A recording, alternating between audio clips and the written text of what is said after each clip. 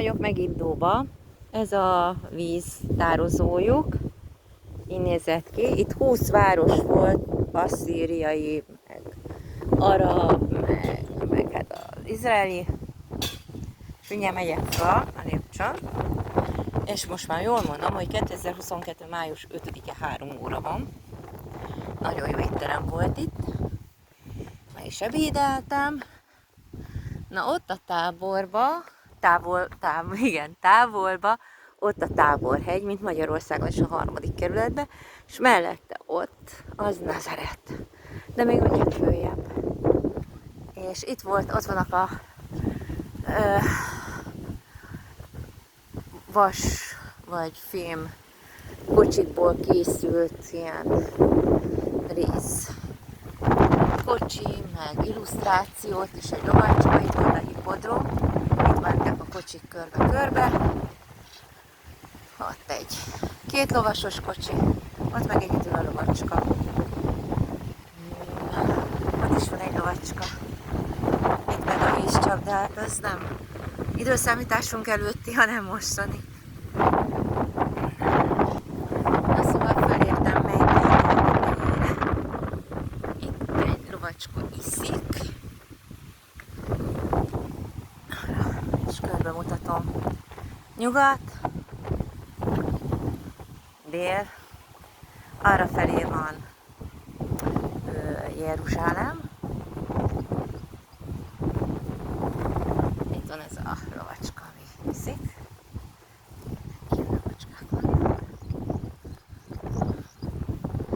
És ez Megiddó. Régi köve, 20 méter mélységben 20 városnak a romjai találhatók meg. Még alattunk. Na, arra van kelet, arra van Jordánia, mint messze. Ég. És majd megyek arra fel. Na, itt vannak a régi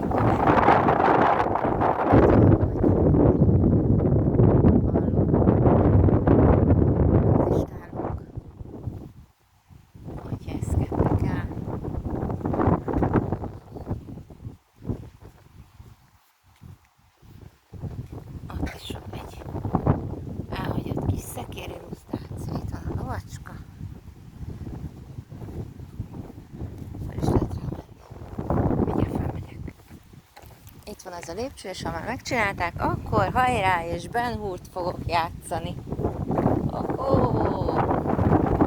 Gyite paci, gyiteló! Hajrá, Megiddó! Góg és Magóg fia vagyok én!